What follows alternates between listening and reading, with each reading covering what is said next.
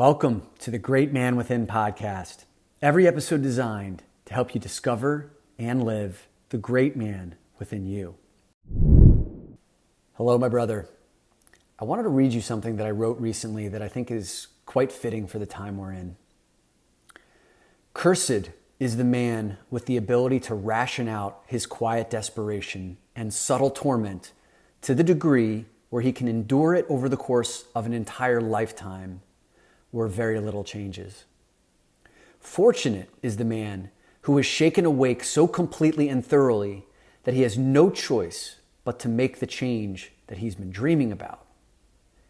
Victorious is the man who lives a life of his own design, courageously embarking on the journey of living the great man within. You hear me and Brian talk a lot about the concept of drift. And drift is that phenomenon where we think we are making conscious decisions, navigating our lives with purpose and intentionality, when in actuality, our habits, our patterns, our unconscious belief systems, our fears, our insecurities, how we've been socialized, what your parents taught you or didn't teach you, what your relationships, when they disappointed you, what that caused in terms of how you've shown up in this world. Drift is an insidious evil that seeps in slowly, that causes all of us to live unintentionally. And it's only a matter of time before drift takes us so far off track that we can live, as Henry David Thoreau would say, lives of quiet desperation.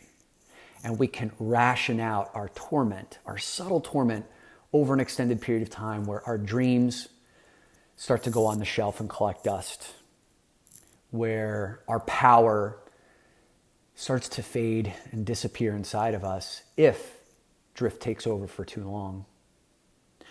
And so that's why times like these, where we are being challenged, we are being woken up at a level of humanity that we have never experienced before, at a magnitude collectively as humanity that we've never experienced before. And you have a choice to grit your teeth and pull your fists together and say, when is this going to be over? When is this going to be over? When is this going to be over? And if you're doing that, you're missing the point. This is one big wake-up call not to miss, my man. And no matter where you are right now, I have no idea what you are experiencing individually. I have no idea if you've lost a loved one. I have no idea if you yourself are sick right now. I have no idea if you've lost your business. I don't know where you are right now. But I do know that this is showing up in your life for a reason. And you have the choice to make a meaning out of this experience.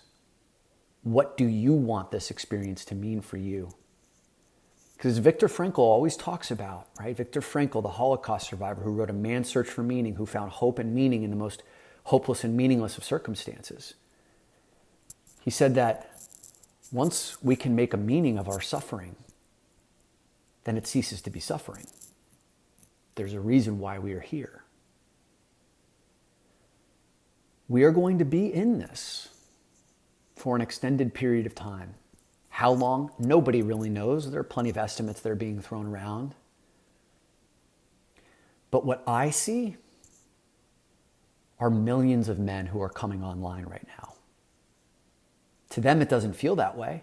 To you, maybe it doesn't feel that way. Maybe it feels exactly that way for you. But I see men coming online questioning how they've been living their lives, wondering whether the path that they're on is the path that they want to remain on, because now there's been an interruption in their lives at an extent that they cannot ignore. Some of these men are just hoping this will be over as quick as humanly possible, but others who are truly coming online and waking up right now will forever change the course of their lives. And it's a choice now as to whether that trajectory is going to be upward facing or downward facing, or more of the same, flat line right across. I know you listening to this there's only one direction that you're interested in heading, and that's up. So don't miss this wake-up call. Do not waste this wake-up call. This is your opportunity to rise, to tap into that great man within, and to let him take the wheel versus drift for these next few days, weeks, months. And so I thought one of the ways that the great man can step up is to tap back into where we have been over this past week. Because we've gone deep over the last week of episodes into the realm of emotions, into the realm of fear, into the realm of stepping up as a leader. And one of the best ways to learn, to reinforce learning, to transform over an extended period of time is to revisit concepts. So I thought I would do a recap of this week, like a 1-minute recap on each episode, so that you can revisit some of the key concepts, deepen your learning and understanding, maybe reapply something that you'd forgotten and had intentions to put into action in your life. And here's the opportunity to do that. On Monday, we released one of our longer form episodes, one of the traditional episodes that we were used to doing before I started doing these daily podcasts. And it was with Brian, myself, and John O'Connor, who's an exceptional men's coach. I worked with John for 3 years, and Brian is currently working with him for the past 1.5 years. And the conversation was about fear, fortitude, and family. And that was released on Monday. And John talked about how our maps of reality still haven't updated to the present day. Because the map of the world is updating moment by moment with new news, with changing climates, with new health reports that are coming out every single day, economic impacts. Like moment by moment, the reality of our world is changing, and yet our internal maps of how we navigate this world, what we are used to, what our expectations are, what our comforts are, what our habits were in the old world, are still not caught up to the present day. And that's a big part of what's standing in the way of us accepting where we are, being grounded and present here so that we can adjust to the new normal and adapt quickly. On Tuesday, we talked about the importance of recovery in an episode that I titled 4 Questions to Design Your Recovery Strategy. I know that you as a man are probably great at pushing and performing and persevering until you hit your tipping point, your limit, and then you'll just want to throw in the towel and disappear into a hot mess of booze and Netflix and overeating and porn. Believe me, I've done all of that. And we oscillate between going all in and then fucking disappearing. But the problem with that is that when you come back out of your hibernation, your tank isn't always full. Because those things of overeating or binge watching Netflix or disappearing into whatever your vice is doesn't truly fuel your tank. It may provide a nice little short-term escape, but it's not recharging you. And so there are 4 questions, quite simple, that will help you to have a consciously designed recovery strategy so that when you are reaching your tipping point, before you go over, you know the things that you can do to refuel your tank and show back up 100%. And the 4 simple questions are, what are the things that fuel my tank physically? What are the things that fuel my tank mentally? What are the things that fuel my tank emotionally? And what are the things that fuel my tank spiritually? And if you can answer those 4 questions, then when you hit your tipping point or when it's time for a break, you know the places you can go to swiftly get yourself back onto the playing field at 100%. On Wednesday, I released an episode titled The Good Will Hunting Syndrome, which is based on one of my favorite movies. And if you haven't seen it, you got to do it. I mean, Good Will Hunting is an epic classic. I said, I see too many Good Will Huntings running around these days.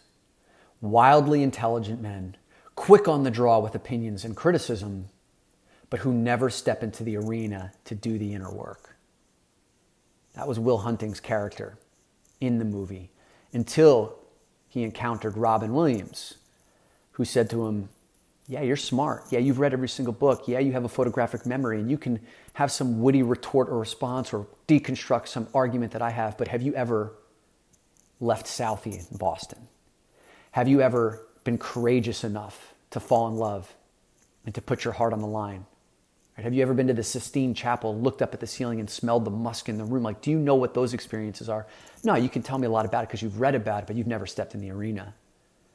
And I see a lot of guys over-associated with their intellect who deconstruct everything as a reason to shield their fear of actually stepping in and doing the inner work. And Brene Brown puts it best. She says, if you're not also in the arena getting your ass kicked, I'm not interested in your feedback. And anyone who wants to do work with me, stepping into the great man, I'm not interested in your feedback unless you're dirty in the ring getting your ass kicked alongside of me. Right? The men who are doing the inner work, we're the ones who are getting dirty. We're the ones in the foxholes. We're the ones calling each other forward. Right? Step out from behind the book, from behind the podcast, jump into community, have experiences, put yourself on the line, face rejection and fear and failure and criticism. These are the men that are going to be changing the world. On Thursday, I spoke about a concept that is really central to how I navigate my life, which is building a board of directors for your emotions and you being the chairman of the board of directors. I sit at the head of my huge board of directors of emotions, and each seat, maybe there's 50 seats or 100 seats filled with the emotions and feelings that exist inside of me, including fear, anger, rage, doubt, and jealousy, insecurity. The negative emotions that I used to try and keep out of the room altogether because I labeled them bad or wrong. I didn't want to feel them. And all I wanted was feelings of joy and happiness and contentment and connection and being loved. I wanted those at the table.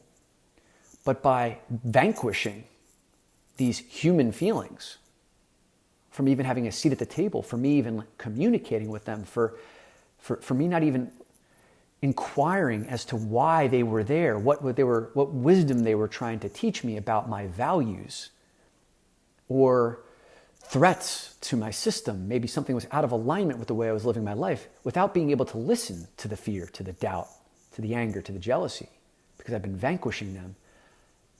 I drifted far from understanding who I was at my core. I couldn't tap into feelings and emotions.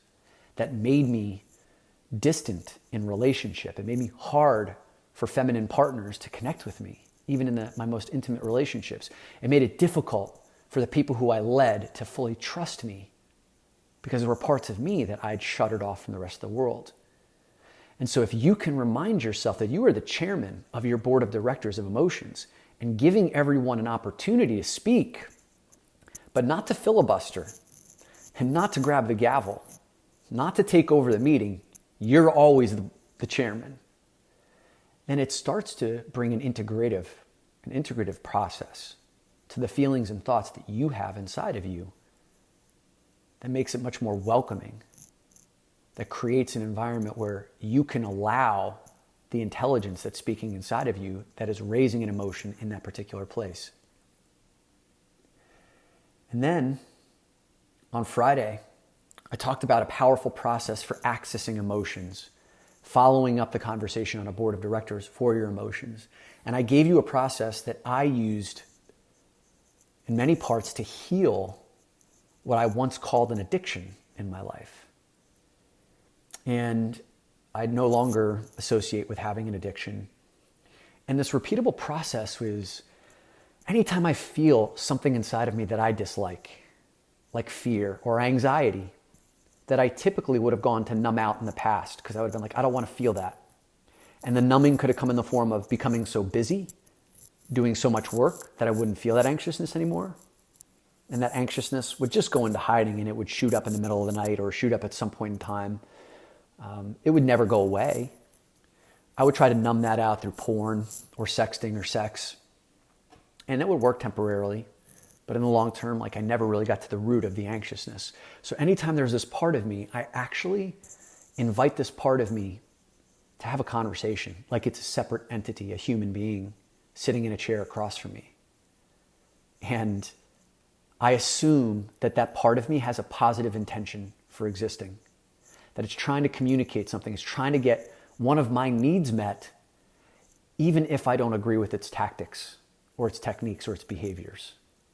Maybe it's in need of an upgrade, but the only way I can make sure of that is if I allow it, if I have a conversation with it, if I understand what its underlying positive intention is first. And then I can invite it to keep that intention, but to change the behavior so that I don't feel like anxiety is running my life. And then yesterday, finally, I released an episode called Great Leaders Adapt First. Over the last 2 weeks, I've done webinars for a number of companies, probably about 500 attendees, a little bit over 500 attendees in each of those, in total of those webinars. And I asked one question, which is, what's the one word that best describes how you're feeling right now?